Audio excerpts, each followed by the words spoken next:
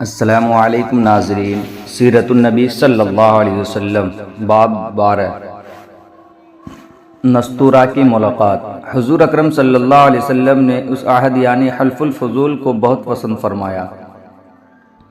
آپ فرماتے تھے میں اس عہد نامے میں شریک تھا، یہ عہد نامہ بنو جدعان کے مکان میں ہوا تھا۔ اگر کوئی مجھ سے کہے کہ اس عہد نامے سے دستبردار ہو جائے اور اس کے بدلے میں 100 اونٹ لے لے تو میں نہیں لوں گا۔ اس عہد نامے کے نام پر اگر کوئی آج بھی مجھے آواز دے تو میں کہوں گا میں حاضر ہوں۔ آپ کے اس ارشاد کا مطلب یہ تھا کہ اگر آج بھی کوئی مظلوم یہ کہہ کر آواز دے اے حلف الفضول والو، تم میں اس کی فریاد کو ضرور پہنچوں گا، کیونکہ اسلام تو آیا ہی اس لیے ہے کہ سچائی کا نام بلند کرے اور مظلوم کی مدد اور حمایت کرے۔ یہ حلف الفضول بعد میں بھی جاری رہا۔ مکہ میں آپ کی امانت اور دیانت کی وجہ سے آپ کو امین کہہ کر پکارے جانے لگا تھا۔ آپ کا یہ لقب بہت مشہور ہو گیا تھا۔ لوگ آپ کو امین کے علاوہ اور کسی نام سے نہیں پکارتے تھے۔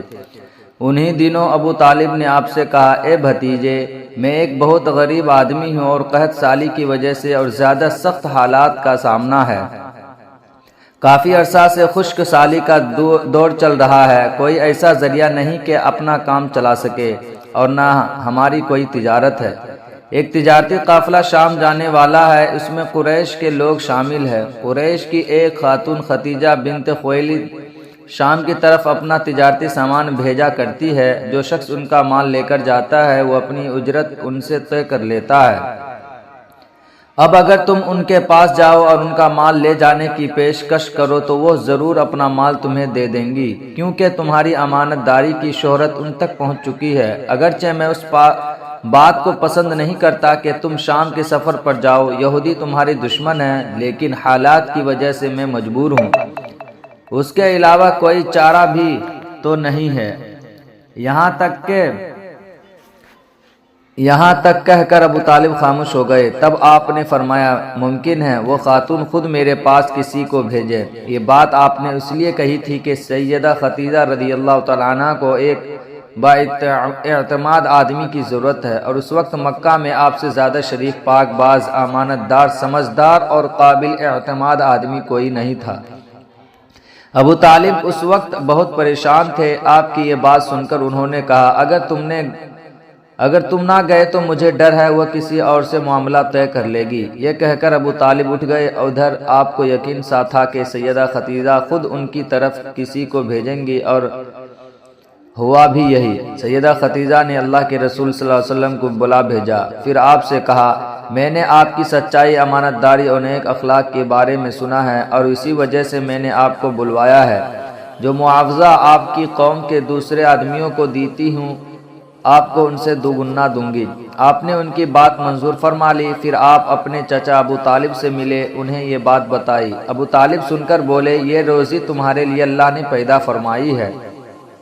اس کے بعد آپ صلی اللہ علیہ وسلم سیدہ خدیجہ کا سامان تجارت لے کر شام کی طرف روانہ ہوئے۔ سیدہ خدیجہ کے غلام میسرہ آپ صلی اللہ علیہ وسلم کے ساتھ تھے۔ روانگی کے وقت حضرت خدیجہ نے میسرہ سے کہا کسی معاملے میں ان کی نافرمانی نہ کرنا، جو یہ کہیں وہی کرنا، ان کی رائے سے اختلاف نہ کرنا۔ آپ صلی اللہ علیہ وسلم کے سب چاچاؤں نے قافلے والوں سے آپ کی خبر گیری رکھنے کی درخواست کی، کہ اس کی وجہ سے یہ بھی تھی کہ ذمہ داری کے لحاظ سے یہ آپ صلی اللہ علیہ وسلم کا پہلا تجارتی سفر تھا۔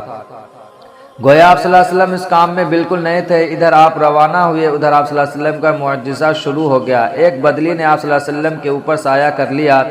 آپ صلی اللہ علیہ وسلم کے ساتھ ساتھ چلنے لگے۔ جب آپ صلی اللہ علیہ وسلم شام پہلے پہنچے تو بصرہ شہر کے بازار میں ایک درخت کے سائے میں اترے۔ یہ درخت ایک عیسائی راہب نستورہ کی خانقاہ کے سامنے تھا۔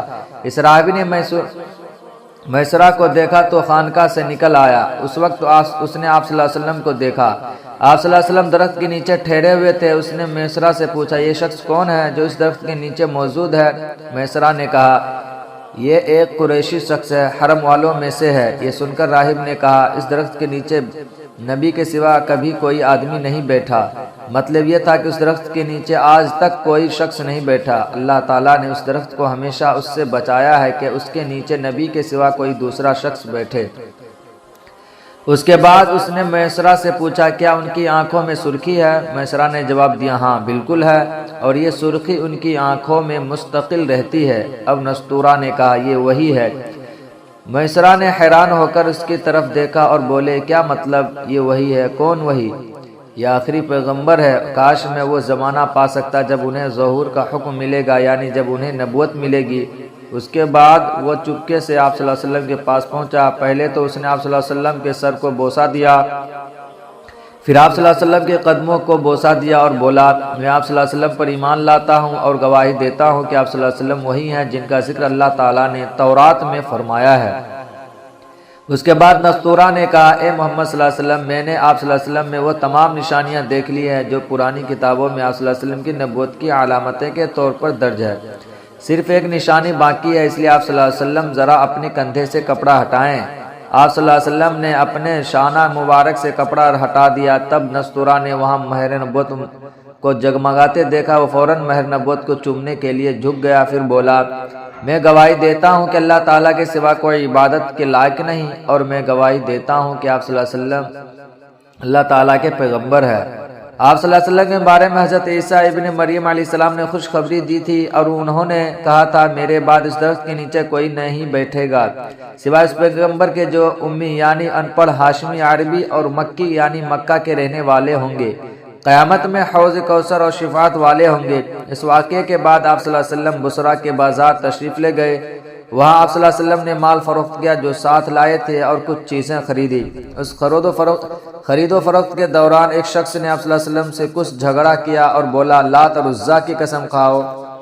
آپ صلی اللہ علیہ وسلم نے فرمایا میں نے ان بتوں کے نام پر کبھی قسم نہیں کھائی۔ آپ صلی اللہ علیہ وسلم کے یہ جملہ سن کر وہ شخص چونک اٹھا۔